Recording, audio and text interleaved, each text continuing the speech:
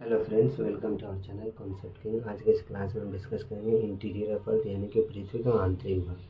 पृथ्वी का आंतरिक भाग मतलब पृथ्वी के अंदर क्या क्या चीज़ है, किन किन चीज़ों से मिलकर बना है, उसे हम आज के इस क्लास में डिस्कस करेंगे। सबसे पहले हम पढ़ रहे थे पृथ्वी की जो हमारी त्रिज्या है, रेडियस ऑफ अर्थ। पृथ्वी की त्रिज्या 6370 किलोमीटर, जिसे हम डेप्थ भी बोलते हैं। पृथ्वी का डेप्थ, गहराई, यानी कि पृथ्वी के भूपृष्ठ से जब हम पृथ्वी के सेंटर की तरफ पृथ्वी के अंदर जाने जाने जब जाते हैं तो इनकी जो टोटल लंबाई है वो है 6370 किलोमीटर। अब देखिए, पृथ्वी में जो नेचुरल जो गर्त है, ठीक है, नेचुरल गर्त वो है आपका रूस का उत्तर पश्चिमी क्षेत्र में कोला उपद्वीप है। ठीक है, कोला आपका एक उपद्वीप है, वहाँ पे ये टोटल 12 किलोमीटर गहरा है। ठीक है, और ये रूस नामक देश में है। ठीक है, उसी तरह से हमारे महासागर में भी है। महासागर में भी सबसे गहरा जगह है वो है हमारा प्रशांत महासागर में। प्रशांत महासागर, प्रशांत महासागर के कहाँ पर है, तो प्रशांत महासागर के मरियाना ट्रेंच। ठीक है, ये जगह का नाम है मरियाना ट्रेंच,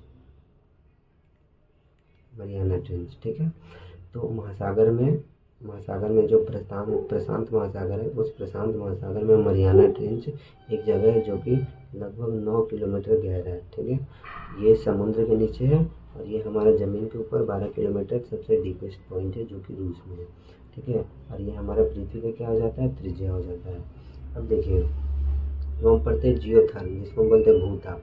भूताप कहने का मतलब क्या है, पृथ्वी का ताप। ठीक है, पृथ्वी का ताप, यानी कि पृथ्वी के अंदर कितना हीट पाया जाता है उसे हम कहते हैं ताप। अब पृथ्वी के अंदर हीट कहाँ से आया, तो देखिए, जब वैज्ञानिकों का कहना है कि जब सूर्य जो सन थे, तो सूर्य से ही जितने भी प्लैनेट हैं उन प्लैनेट की उत्पत्ति हुई, उसमें से हमारा पृथ्वी एक है। तो पृथ्वी भी क्या है, सूर्य का एक हिस्सा है। ठीक है, तो जब सूर्य का एक हिस्सा है तो सूर्य एक क्या है, एक फायर है, एक आग का गोला है। तो उसी तरह जब पृथ्वी भी जब नई नहीं थी, जब सूर्य से ये टूट करके बनी थी, तो ये पूरा आग का गोला थी। फिर ये धीरे धीरे ठंडा हुई, ठंडा होते होते क्या है, पृथ्वी में जितने भी है कुछ चट्टान बने, मिट्टी बने, पानी आई, हवा आई, उस तरह से फिर पृथ्वी में जीवन आया। तो पृथ्वी का केवल ऊपरी हिस्सा ही ठंडा है, लेकिन पृथ्वी का जो अंदर का ये जो हिस्सा है ये पूरा क्या है, ताप से भरा हुआ है। ठीक है, तो पृथ्वी के अंदर बहुत सारा हीट है, इसी को हम कहते हैं जियोथर्म, जिसको हम बोलते हैं भूताप। ठीक है, तो देखिए, इसको हम समझेंगे जैसे ही हम पृथ्वी से ऊपर से नीचे की तरफ चलते हैं। ठीक है, पृथ्वी से जब हम पृथ्वी के सेंटर की तरफ चलते हैं तो प्रत्येक 1 किलोमीटर में हमारा 25 डिग्री सेंटीग्रेड क्या है, बढ़ता है। पृथ्वी का तापमान 25 डिग्री सेंटीग्रेड बढ़ता है, और 33 मीटर में 1 डिग्री सेंटीग्रेड, यानी कि जैसे ही आप पृथ्वी से 1 किलोमीटर अंदर जाएंगे तो 25 डिग्री सेंटीग्रेड तापमान बढ़ जाएगा। यानी कि अगर पृथ्वी में 30 डिग्री तापमान है तो आप पृथ्वी से नीचे 1 किलोमीटर गए तो 25 डिग्री बढ़ गया, तो वहाँ पे क्या होगा, 55 डिग्री सेंटीग्रेड तापमान पाया जाएगा। ठीक है, तो जैसे जैसे हम पृथ्वी के अंदर जाते जाएंगे वैसे वैसे तापमान में क्या होगा, इजाफा होते जाएगा। ठीक है, क्यों, क्योंकि पृथ्वी में क्या है, भूताप है, जियोथर्म है। पृथ्वी के अंदर क्या है, बहुत सारा टेम्परेचर है, प्रेशर है। ठीक है, जिसकी वजह से अब देखिए, जितने भी हमारे माइंस हैं, ठीक है, माइंस यानी कि जितने भी हम जहाँ से हमारा कोयला हो गया, ठीक है, फिर सोना हो गया, इन ये सब हमें कहाँ से मिलते हैं, ये हमें मिलते हैं पृथ्वी के अंदर। हमें खोद करके निकालना पड़ता है। तो जब पृथ्वी के अंदर हम खोद खोद कर निकालने जाते हैं तो ये पृथ्वी के क्या है, ये पृथ्वी के निचले हिस्सों में, गहराई में है। तो जब हम जैसे पृथ्वी के नीचे जाते हैं तो वहाँ क्या है, तापमान बढ़ते जाता है। तो इसलिए यहाँ पे जो वर्कर्स होते हैं, जो यहाँ पे माइंस में काम करते हैं, उनके लिए बहुत ही ज़्यादा असुविधा हो जाती है, क्योंकि जैसे जैसे हम धीरे से नीचे जाते हैं वैसे वैसे तापमान बढ़ते जाता है। ठीक है, इसलिए आप लोगों ने मूवी में देखा होगा कि जो माइंस है, ठीक है, वो माइंस पृथ्वी के नीचे जो है तो वहाँ पे कितना ज़्यादा टेम्परेचर है। ठीक है, और वहाँ पे आग लगने का बहुत ही संभावना हो जाती है, इसलिए वहाँ पे बहुत ही केयरफुल तरीके से, कॉशियस तरीके से वहाँ पे काम किया जाता है। ठीक है, उसी में से एक आता है हॉट स्प्रिंग। अब देखिए, हॉट स्प्रिंग पृथ्वी के अंदर क्या है, बहुत ज़्यादा टेम्परेचर है। ठीक है, तो पृथ्वी के अंदर बहुत ज़्यादा टेम्परेचर है, तो हमारे पृथ्वी, ये जो हमारा पृथ्वी है, ठीक है, तो पृथ्वी के हमारा क्या है, नीचे पानी भी है। ठीक है, और नीचे क्या है, हीट भी है, टेम्परेचर भी है। तो जब पृथ्वी का ये जो टेम्परेचर से ये पानी क्या होगा, गर्म हो जाएगा।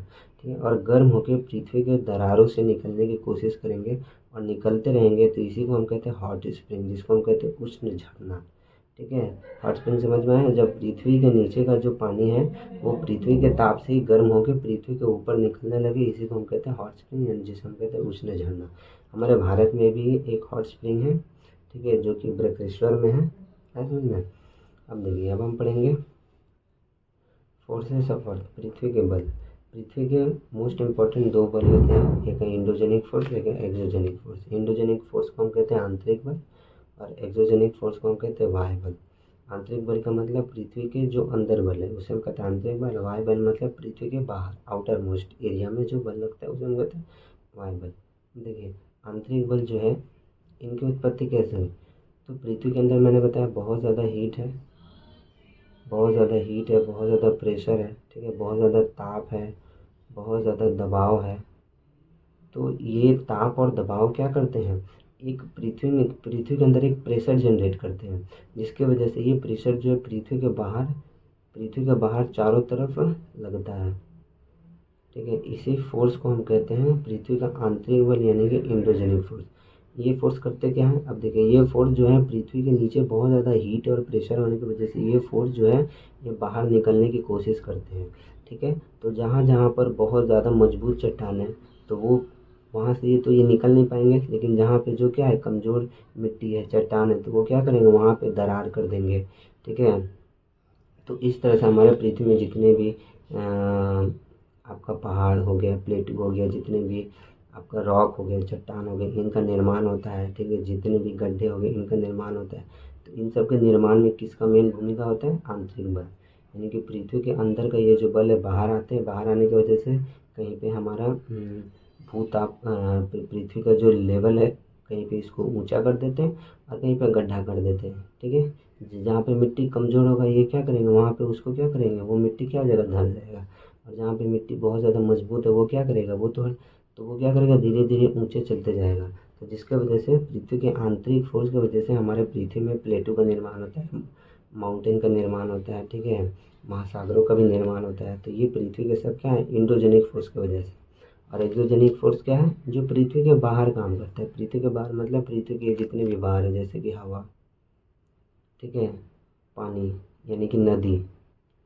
तो हवा और नदी है क्या, पृथ्वी के वायु बल है एक्सोजेनिक फोर्स। ये क्या करते हैं, जितने भी चट्टान है, अब पृथ्वी क्या करती है, अपने आंतरिक बल से पृथ्वी के लेवल को जब ऊंचा करती है, ये एक्सोजेनिक फोर्स क्या करते हैं, ये हवा नदी इसको काट काट कर क्या करते हैं, इसको बैलेंस करने का काम करते हैं, ठीक है। तो पृथ्वी के दो बल समझ में आए, तो एक इंडोजेनिक फोर्स आंतरिक बल, यानी कि पृथ्वी के अंदर बहुत ज़्यादा हीट और प्रेशर की वजह से जब ये बल बाहर की कोशिश करते हैं तो पृथ्वी के ऊपरी हिस्सों पे इनका स्ट्रक्चर बदल जाता है और इस स्ट्रक्चर को मेंटेन करने का काम करते हैं एक्सोजेनिक फोर्स, जिसको हम बोलते हैं बाह्य बल। जैसे हवा है पृथ्वी के ऊपर क्या है, चारों तरफ बह रही है, उसी तरह से नदी है, नदी भी क्या है, पृथ्वी के चारों तरफ ये क्या करती है, बहती है। ये क्या करती है, ऊंचे ऊंचे चट्टानों को, मिट्टी को काट काट के क्या करते हैं, लेवल करने का काम करते हैं। देखिए, मैग्मा मतलब क्या होता है, जो पृथ्वी के भूगर्भ में स्थित जितने भी पदार्थ है वो हीट और टेम्परेचर के कारण ये क्या हो जाता है, तरल अवस्था में पाए जाते हैं, इसी को हम मैग्मा बोलते हैं। मैग्मा कहने का मतलब पृथ्वी के अंदर जितने भी पदार्थ है वो क्या है, हीट और प्रेशर की वजह से ये क्या है, लिक्विड में बदल जाते हैं, एक तरल पदार्थ में आ जाते हैं। और ये एक फायर, यानी कि लिक्विड फायर है, ठीक है, एक तरल आग है, यानी कि ये जो पूरा पदार्थ है वो पिघल के एक आग के रूप में है, लिक्विड आग के रूप में है, ठीक है। तो जब ये पृथ्वी के अंदर पाए जाते हैं इसको बोलते हैं मैग्मा। और जब यही मैग्मा जो है पृथ्वी के किन्हीं दरारों से, ज्वालामुखी से जब पृथ्वी के बाहर निकल जाते हैं इसको हम कहते हैं लावा, ठीक है। और जब यही लावा पृथ्वी के बाहर आ जाता है तो ये धीरे धीरे ठंडा होकर के क्या करते हैं, ये आग्नेय चट्टान का निर्माण करते हैं, ठीक है, जिसे हम कहते हैं इग्नियस रॉक, ठीक है। अब आते हैं हम भूकंप तरंग। भूकंप तरंग क्या होता है, देखिए, पृथ्वी के आंतरिक बल के कारण जितने भी फोर्स है मैंने बोला क्या करते हैं, सब बाहर आने की कोशिश करते हैं, ठीक है। जब ये बाहर आने की कोशिश करते हैं तो इसके वजह से पृथ्वी को क्या, ये पृथ्वी को हिला देते हैं, यानी कि इसको हम कहते हैं shaking of earth. Shaking of यानी कि पृथ्वी को ये हिला देते हैं, वाइब्रेट कर देते हैं। तो पृथ्वी का हिलना ही क्या कहलाता है, भूकंप कहलाता है। तो भूकंप कैसे आया, ये फोर्स के कारण आया, इन्हीं फोर्स को हम तरंग कहते हैं, भूकंप तरंग, यानी कि अर्थक्वेक वेव्स। ये जो फोर्स है ये एक वेव के रूप में, एक तरंग के रूप में ट्रैवल करते हैं। अब ये जो वेव है ये दो तरह के होते हैं, एक होता है बॉडी वेव, एक होता है सरफेस में। देखिए, नाम से पता चला, बॉडी मतलब जो पूरे शरीर में आए, और सरफेस मतलब जो केवल ऊपर ही ऊपर है। तो सरफेस वेव होते हैं जो पृथ्वी के केवल ऊपरी सरफेस पे क्या करते हैं, ट्रैवल करते हैं। और बॉडी वेव्स मतलब जो पृथ्वी के पूरे पृथ्वी पे ही ट्रैवल करते हैं, ठीक है। अब देखिए ये जो भूकंप है, ये भूकंप की उत्पत्ति होती कहाँ से? तो भूकंप की उत्पत्ति होती है एपिसेंटर से, जिसको हम कहते हैं भूकंप केंद्र। यानी कि पृथ्वी का ऐसा क्षेत्र जहाँ से भूकंप ओरिजिन हो, उसी को हम कहते हैं एपिसेंटर। अब ये चाहे पृथ्वी का केंद्र हिस्सा हो, चाहे पृथ्वी का ऊपरी हिस्सा हो, जहाँ से भी भूकंप की उत्पत्ति होती है उसे हम कहते हैं एपिसेंटर, ठीक है। इस एपिसेंटर से ही भूकंप की जो वेव होती है, तरंग होती है, वो निकलती है। दो तरह की तरंग, body waves and surface waves. अब जो बॉडी वेव्स है ये दो प्रकार के होते हैं, P waves and S waves. P wave जो है ये सॉलिड और लिक्विड दोनों से ट्रैवल कर सकते हैं। यानी कि जब पृथ्वी के अंदर पी वेव चलेंगी तो पृथ्वी के अंदर क्या है, कहीं पे चट्टान है, कहीं पे पानी है, कहीं पे लिक्विड है, फायर है, ठीक है, फिर कहीं पे चट्टान है। तो जब ये वेव चलती है तो ये चट्टान, लिक्विड यानी कि सॉलिड और लिक्विड, इनके अंदर से भी ये ट्रैवल कर लेती है। और जो एस वेव्स है ये केवल क्या करती है, सॉलिड से ही ट्रैवल करती है, यानी कि ये लिक्विड से ट्रैवल नहीं कर पाती है, ठीक है। तो अर्थक्वेक वेव्स, हमारे पृथ्वी में जितने भी भूकंप आती है ये वेव्स के कारण ही आती है, ठीक है। जिनमें से जो सबसे पहला जो जब भूकंप आता है तो जो सबसे पहला जो आपका आपका जो डिवास्टेटिंग वेव्स होता है वो होता है सरफेस वेव, ठीक है। अब देखिए हम पढ़ेंगे पृथ्वी के आंतरिक भाग, पृथ्वी के inner parts of the earth. देखिए पृथ्वी है, ठीक है। तो पृथ्वी को टोटल 3 हिस्सों में डिवाइड किया गया, पृथ्वी को टोटल 3 हिस्सों में डिवाइड किया गया। ये पृथ्वी का अगर मैं सर्कल करता हूँ तो ये सबसे पृथ्वी का क्या ऊपरी भाग है। उसके बाद पृथ्वी का ये बीच वाला हिस्सा, उसके बाद फिर ये पृथ्वी का सेंटर वाला हिस्सा, ठीक है। तो पृथ्वी का 3 हिस्सा जिसको हम बोलते हैं क्रस्ट भूपटल, मेंटल गुरुमंडल, और तीसरा कोर जिसको हम बोलते हैं केंद्र मंडल। देखिए इसका एग्जाम्पल, अगर हम पृथ्वी का एक छोटा सा टुकड़ा केक की तरह निकालते हैं तो जो सबसे पृथ्वी का ऊपरी वाला हिस्सा है इसको हम क्रस्ट बोलते हैं। जो सबसे पृथ्वी का बीच वाला हिस्सा है एकदम सेंटर वाला, इसको कोर बोलते हैं। क्रस्ट और कोर के बीच में क्या आता है, मेंटल आता है, ठीक है। तो ये पृथ्वी का 3 हिस्सा है, इसको हम अच्छे से अब डिस्कस करते हैं। क्रस्ट क्या कहलाता है, मेंटल क्या कहलाता है, कोर क्या कहलाता है। अब देखिए ये जो हमारा क्रस्ट है, भूपटल है, ये पृथ्वी से कितने किलोमीटर है, तो पृथ्वी से टोटल 30 से 60 किलोमीटर के लगभग रेंज में इनकी क्या है, मोटाई है, इनका थिकनेस है, ठीक है। तो पृथ्वी से 30 से 60 किलोमीटर के रेंज में ये चारों तरफ ये क्या है, ये भूपृष्ठ है, ये भूपटल है, क्रस्ट है। क्रस्ट मतलब पृथ्वी का ऊपरी हिस्सा। ये जो पृथ्वी का ये जो पूरा अपर एरिया है इसी को हम भूपृष्ठ कहते हैं, ठीक है। ये पृथ्वी का सबसे पहला आंतरिक हिस्सा, ठीक है। अब ये जो भूपृष्ठ है ये भी दो टाइप के होते हैं, एक होता है सीमा, एक होता है सियाल। अब देखिए पृथ्वी का जो भूपृष्ठ है, कहीं पे जमीन है, कहीं पे महासागर है, ठीक है। तो महासागर के नीचे भी तो जमीन है, ठीक है, सागर हो गया, महासागर हो गया, उनके नीचे भी तो जमीन है। तो उनके नीचे जो जमीन है वहाँ की जो मिट्टी है वो सीमा मिट्टी से मिलकर बनी होती है। सीमा का मतलब SI और MA। SI का मतलब होता है सिलिका, ठीक है, और MA का मतलब होता है मैग्नीशियम। उसी तरह से सियाल जो है ये ज़मीन का हिस्सा है, जहाँ जहाँ पे ज़मीन है वहाँ का जो ज़मीन है ये सियाल नामक ये सियाल क्या है, ये आपका खनिज से मिलकर बना है। सियाल मतलब SI फॉर सिलिका और AL फॉर एल्युमिनियम, ठीक है। जो हमारा पृथ्वी का क्रस्ट है, भूपटल है, ये दो हिस्सों में डिवाइड है, सीमा एंड सियाल। सीमा मतलब जहाँ पे सिलिका और मैग्नीशियम पाए जाते हैं उसको सीमा एरिया कहते हैं, और सियाल एरिया मतलब जहाँ पे सिलिका और एल्युमिनियम एरिया पाए जाते हैं उसको हम सियाल एरिया कहते हैं। देखिए सीमा ये महासागरों के नीचे पाए जाते हैं, और ये जो सीमा होते हैं ये बहुत ही भारी लेयर होते हैं, ठीक है। ये सियाल से बहुत ज़्यादा भारी होते हैं। और सियाल कहाँ पाए जाते हैं, महादेशों में, यानी कि जो ज़मीन वाला एरिया, कंटिनेंट वाला हिस्सा है वहाँ पे। और ये क्या है, सीमा से हल्का स्तर है, ठीक है, ये एकदम लाइटेस्ट वेट होते हैं, ठीक है। उसके बाद आते हैं दूसरे नंबर पे हमारा आता है मेंटल, जिसको हम बोलते हैं गुरुमंडल हिंदी में, ठीक है। मेंटल क्या है, तो पृथ्वी का सबसे ऊपरी हिस्सा और पृथ्वी का जो सेंटर, इनके बीच का जो एरिया है इसी को हम बोलते हैं मेंटल। ये इनकी जो थिकनेस है, इनकी मोटाई कितनी है, 2900 किलोमीटर, ठीक है, 2900 किलोमीटर। यानी कि पृथ्वी का यहाँ से आप 30 किलोमीटर 60 किलोमीटर छोड़ दीजिए, 30-60 किलोमीटर के बाद 2900 किलोमीटर अंदर जाएंगे तो ये वाला जो पूरा एरिया है, ये वाला एरिया पूरा कहलाता है आपका मेंटल, जिसको हम कहते हैं गुरुमंडल, ठीक है। अब देखिए ये गुरुमंडल कि जो एवरेज टेम्परेचर है वो 2000 से 3000 डिग्री टेम्परेचर। देखिए यहाँ पे कितना ज़्यादा टेम्परेचर पाया जाता है। मैंने बताया था कि पृथ्वी के जैसे जैसे आप नीचे जाएंगे तो क्या टेम्परेचर बढ़ते जाती है, तो इसलिए यहाँ पे ये जो मेंटल है यहाँ पे बहुत ज़्यादा टेम्परेचर पाया जाता है, 2000 से 3000। इसलिए यहाँ पे कोई भी वैज्ञानिक क्या पृथ्वी के नीचे हम डिस्कवर नहीं कर पाते। देखिए पृथ्वी के हम बाहर चारों तरफ ब्रह्मांड में डिस्कवरी कर लेते हैं, क्योंकि वहाँ पे क्या है, डिस्कवर करने के लिए वहाँ पे आपका फेवरेबल टेम्परेचर है। लेकिन पृथ्वी के नीचे क्या है, जैसे जैसे आप नीचे चलते जाएंगे वैसे वैसे टेम्परेचर क्या होते जाता है, बढ़ते जाता है, तो आप क्या है वहाँ पे सर्वाइव नहीं कर पाएंगे, इसलिए वहाँ पे डिस्कवरी नहीं हो पाती है। अब देखिए ये जो पृथ्वी का आपका मेंटल एरिया है ये भी दो लेयर से मिलकर बना है, एक है क्रोफेसीमा, एक है नीफेसीमा।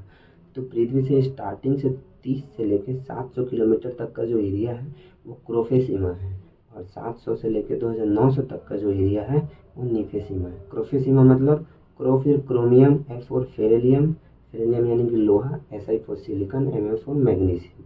यानी कि पृथ्वी का जो 30 से लेकर के 700 किलोमीटर तक का एरिया है वो आपका क्रोमियम, लोहा, सिलिकॉन और मैग्नीशियम से मिलकर बना है, और 700 लेकर के 2900 तक का जो एरिया है वो निकेल, लोहा, सिलिकॉन और मैग्नीशियम से मिलकर बना है। ठीक है, तो मेंटल दो लेयर में बने होते हैं, क्रोफेसीमा एंड नीफेसीमा। अब देखिए अब एक आता है एस्थेनोस्फीयर। ठीक है, एस्थेनोस्फीयर क्या कहलाता है, तो देखिए क्रस्ट जो हमारा पृथ्वी का जो सबसे ऊपरी लेयर है, अब मेंटल, क्रस्ट के नीचे वाला जो एरिया है मेंटल, तो क्रस्ट और मेंटल के बीच में जो हिस्सा है ना उसी को हम कहते हैं एस्थेनोस्फीयर। ठीक है, एस्थेनोस्फीयर समझ आए, देखिए यहाँ पे इमेज के थ्रू अच्छे से समझ पाएंगे। तो ये पृथ्वी का क्या है, सबसे ऊपरी हिस्सा है क्रस्ट। ठीक है, मैंने यहाँ पे लिख दिया ये वाला लेयर क्या है, क्रस्ट है, और क्रस्ट के बाद क्या है, ये मेंटल है। देखिए तो क्रस्ट और ये मेंटल के बीच का ये जो लेयर है इसी लेयर को हम बोलते हैं एस्थेनोस्फीयर। अब इस लेयर की खासियत क्या होती है, इस लेयर के जितने भी मिट्टी होते हैं, ठीक है, ये सब क्या है, हीट और टेम्परेचर की वजह से ये क्या है, लिक्विड स्टेट में पाए जाते हैं, यानी कि ये फायर है, यहाँ पे आग है। ठीक है, आग होने की वजह से ये लिक्विड स्टेट में है, जिसकी वजह से ये लेयर बहुत ही कमजोर होते हैं, वीक होते हैं, इसलिए इस स्तर को हम बोलते हैं दुर्बल स्तर। ठीक है, और क्यों होता है ये इतने वीक क्यों होते हैं, क्योंकि यहाँ पे फायर है। फायर क्यों, जैसे मैंने बोला चाप और ताप की अधिकता की वजह से, चाप और ताप बहुत ज़्यादा है, जिसकी वजह से यहाँ की जो चट्टान है, रॉक है, शिला है, वो क्या लिक्विड स्टेट में हो गए हैं। ठीक है, इसी लेयर को हम बोलते हैं एस्थेनोस्फीयर। तो जितने भी ज्वालामुखी से जितने भी आग जितने भी मैग्मा निकलते हैं वो सब एस्थेनोस्फीयर लेयर से ही निकलते हैं। ठीक है, तो एस्थेनोस्फीयर लेयर क्या कहलाता है, क्रस्ट और मेंटल के बीच का जो आपका एरिया है वो क्या है, एस्थेनोस्फीयर एरिया है। अब देखिए अब आता है आपका कोर, जिसे हम कहते हैं केंद्र मंडल। कोर यानी कि पृथ्वी का एकदम बीच वाला हिस्सा, सेंटर के हिस्से को हम बोलते हैं कोर, केंद्र। ये कितना किलोमीटर मोटा है, ये 3500 किलोमीटर इसकी मोटाई है। ठीक है, इनका जो थिकनेस है 3500 किलोमीटर है। अब देखिए पृथ्वी का जो आंतरिक हिस्सा है, कोर है, ये बहुत ही ज़्यादा भारी है, यानी कि आपका सभी लेयर से बहुत ज़्यादा भारी लेयर है। क्यों, क्योंकि पृथ्वी का ये जो वाला हिस्सा है, पृथ्वी के चारों तरफ से ऊपर से ये क्या है, चारों तरफ का दबाव जो है ये आपका सेंटर पे ही लगा हुआ है। सेंटर पे लगने की वजह से यहाँ के जितने भी बहुत ज़्यादा प्रेशर यहाँ पे जनरेट होता है, इसलिए ये वाला जो लेयर है ये बहुत ज़्यादा भारी लेयर है। और यहाँ पे कौन कौन से मिनरल अधिकता पाए जाते हैं, वहाँ पे यहाँ आपका पाया जाता है निकेल और फेरेलियम। ठीक है, निकेल और लोहा इस स्तर में पाया जाता है, जिसको हम कहते हैं निकेल है। निके मतलब निकेल, एफी मतलब आपका लोहा। और यहाँ पे औसत तापमान देखिए 5000 डिग्री सेंटीग्रेड है, यानी कि पृथ्वी के यहाँ सबसे बीचों बीच जाएंगे तो यहाँ पे 5000 डिग्री का तापमान पाया जाता है। और उसी तरह से सूर्य के जो बाहरी तापमान है, सूर्य का ये जो बाहरी एरिया है, यहाँ पे 6000 डिग्री टेम्परेचर पाया जाता है।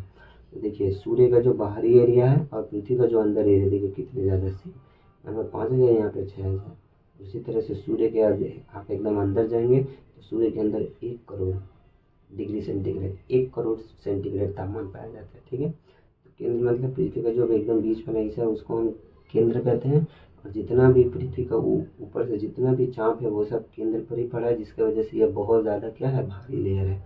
ठीक है, और इतना ज़्यादा प्रेशर पड़ने की वजह से यहाँ की जो चट्टान है वो क्या लिक्विड स्टेट में पाए जाते हैं। और यहाँ के जितने, और ये पृथ्वी का केंद्र है, ये पूरा केंद्र जो है ये पूरा आग का गोला है, यानी कि पृथ्वी के अंदर पूरा जो केंद्र है ये पूरा आग ही है। जितने भी चट्टान है वो सब क्या लिक्विड स्टेट में है, वो एकदम फायर के रूप में है। ठीक है, आग के रूप में। हम देखिए तो ये जो केंद्र है, कोर है, ये क्या है, पूरा आग से मिलकर बना है। तो देखिए ये जो कोर है, अब देखिए पृथ्वी क्या है, हर समय रोटेट करते रहती है, घूमते रहती है। तो ये क्या है, घूमते घूमते, और ये जो जैसा कि मैंने बताया कि पृथ्वी की उत्पत्ति कहाँ से हुई है, सूर्य से हुई है। और सूर्य से ही, सूर्य क्या आग का गोला है, तो स्टार्टिंग में पृथ्वी क्या है, पूरा आग था। तो धीरे धीरे ये ठंडा होता गया, ठंडा होता गया, ठीक है। तो उसी तरह से पृथ्वी का जो कोर है ना, ये भी धीरे धीरे ठंडा हो रहा है, ये भी धीरे धीरे ठंडा हो रहा है। ठंडा होने की वजह से पृथ्वी का जो कोर है उसका कुछ हिस्सा जम गया है और कुछ हिस्सा अभी भी लिक्विड है।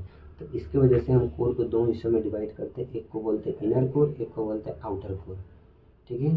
तो इनर कोर आउटर कोर क्या है, इनर कोर जो, देखिए ये जैसे मान लीजिए पृथ्वी है और इसका ये कोर है, तो इस कोर का जो एकदम और भी सबसे डीपेस्ट एरिया है, यानी कि जो इसको हम बोलते हैं इनर कोर, अंतर केंद्र जो अंदर है, और जो इसके बाहर है इसको हम बोलते हैं हम आउटर कोर, जिसको हम बोलते हैं बाह्य केंद्र।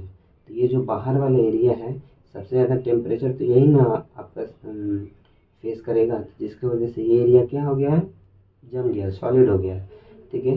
और पृथ्वी का जो सबसे अंदर वाला हिस्सा है, ये क्या है, सेमी सॉलिड है। सेमी सॉलिड मतलब लिक्विड है, ठीक है। तो पृथ्वी का ये जो कोर है दो हिस्से में डिवाइड है, इनर कोर है ना आउटर कोर। इनर कोर मतलब जो एकदम सेंटर वाला हिस्सा है, और आउटर कोर मतलब इस कोर के बाद वाला हिस्सा को हम बोलते हैं आउटर कोर, ठीक है। अब देखिए ये जो पृथ्वी का ये जो कोर वाला हिस्सा मैंने बोला था, ये दो दो क्या है, एलिमेंट से मिलकर के बना है, निकेल और बेरिलियम। और ये दोनों क्या है, एक मैग्नेटिक आपका चुंबकीय पदार्थ है, ठीक है। मैग्नेटिक आपका ये मेटल होते हैं, मैग्नेटिक मेटल यानी कि चुंबकीय पदार्थ है ये, ठीक है। तो चुंबकीय पदार्थ होने की वजह से ये क्या है, ये लिक्विड स्टेट में पाए जाते हैं। तो ये जब ये रिवॉल्व करते हैं, तो यानी कि जैसे ही ये घूमते हैं, तो घूमने की वजह से इनमें क्या है, पृथ्वी में ये चुंबकीय शक्ति पैदा करते हैं, जनरेट करते हैं, ठीक है। तो पृथ्वी के अंदर जो मैग्नेट आया है, यानी कि पृथ्वी के अंदर जो चुंबकीय बल आया है, जिससे पृथ्वी हर वस्तु को अपनी ओर खींची हुई है, ठीक है। तो उस फोर्स को ही हम मैग्नेटिक फोर्स कहते हैं। कैसा है, तो ये पृथ्वी का हमारा जो कोर है, इनर कोर है, वो एक क्या है, लिक्विड स्टेट में है, आग के रूप में है। और ये पृथ्वी घूमती है तो ये भी घूमते हैं, रिवॉल्व करते हैं। रिवॉल्व करने की वजह से यहाँ के जितने भी आयन्स होते हैं वो भी रिवॉल्व करते हैं, और रिवॉल्व करने की वजह से एक फोर्स का जनरेट होता है, उसी फोर्स को हम कहते हैं मैग्नेटिक फोर्स, ठीक है। ये क्यों जनरेट होता है, due to the rotation of earth, ठीक है। पृथ्वी के रोटेशन की वजह से ये होते हैं, समझ में। तो इसलिए पृथ्वी के चारों तरफ देखिए, पृथ्वी के ये, जैसे मैं मैग्नेटिक आपको बता देता हूँ। तो पृथ्वी का ये जो ये पृथ्वी है, ठीक है। तो पृथ्वी धीरे धीरे रिवॉल्व करती है, तो पृथ्वी के चारों तरफ क्या मैग्नेटिक फोर्स है। ये मैग्नेटिक फोर्स क्या है, पृथ्वी के सेंटर्स इस तरह से निकलते हैं और ये एक रिंग बनाते हैं, ठीक है। ये एक रिंग बनाते हैं इस तरह से, ये फोर्स जनरेट मैग्नेटिक फोर्स है, ठीक है। तो इसका हमारा फायदा क्या है, पृथ्वी के चारों तरफ क्या है, इस तरह से एक रिंग बना है, ठीक है, एक वलय बना है। ये रिंग क्या करते हैं, सूर्य से जितने भी हानिकारक किरणें आती है, ठीक है, जितने भी हानिकारक किरणें आती है, इनको पृथ्वी में आने से रोक देती है, ठीक है। जिसके वजह से हम पृथ्वी पे जितने भी इंसान हैं वो क्या है, जीवित रह पाते हैं सुरक्षित तरीके से। उसके बाद से जितना भी हमारा नेविगेशन होता है, जो हमारे जीपीएस काम करते हैं, जितने भी सैटेलाइट है, हमारा जीपीएस है, कंपास है, ये सब मैग्नेटिक फोर्स की वजह से ही है। ये मैग्नेटिक फोर्स जिस दिन जाएंगे उस दिन हमारा जीपीएस भी काम करना बंद कर देगा, क्योंकि जीपीएस जो है हमारे मैग्नेटिक फोर्स की वजह से ही हमारा काम करते हैं, ठीक है। तो पृथ्वी के चारों तरफ ये मैग्नेट की वजह से ही पृथ्वी क्या जिंदा है। अगर पृथ्वी अभी भी सर्वाइव कर पा रही है, पृथ्वी पे जितने भी जीव जंतु सर्वाइव कर पा रहे हैं, तो due to the magnetic force. और ये मैग्नेटिक फोर्स कब तक रहेगा, जब तक कि पृथ्वी के अंदर कोर रहेगा, हमारा केंद्र रहेगा लिक्विड स्टेट में, जब तक रहेगा तब तक हमारा पृथ्वी में मैग्नेट पावर रहेगा, ठीक है। अब देखिए, अब हम एक लास्ट टॉपिक पे डिस्कस करते हैं, जिसको हम बोलते हैं डिसकंटिन्यूटी। डिसकंटिन्यूटी को हम बोलते हैं वियुक्ति रेखा, इसको डिसकंटिन्यूटी लाइन बोलते हैं हम, ठीक है। डिसकंटिन्यूटी लाइन जिसको हम बोलते हैं वियुक्ति रेखा। ये वियुक्ति रेखा क्या क्या जाता है, देखिए भूपृष्ठ से, पृथ्वी से जहाँ जहाँ पे भूकंप तरंगों के गति वेग में परिवर्तन होता है, यानी कि देखिए मैंने बोला था पृथ्वी का क्या है, एपी सेंटर से, भू केंद्र से क्या है, तरंग निकलते हैं, ठीक है, भूकंप तरंग, जिसको हम कहते हैं अर्थक्वेक वेव।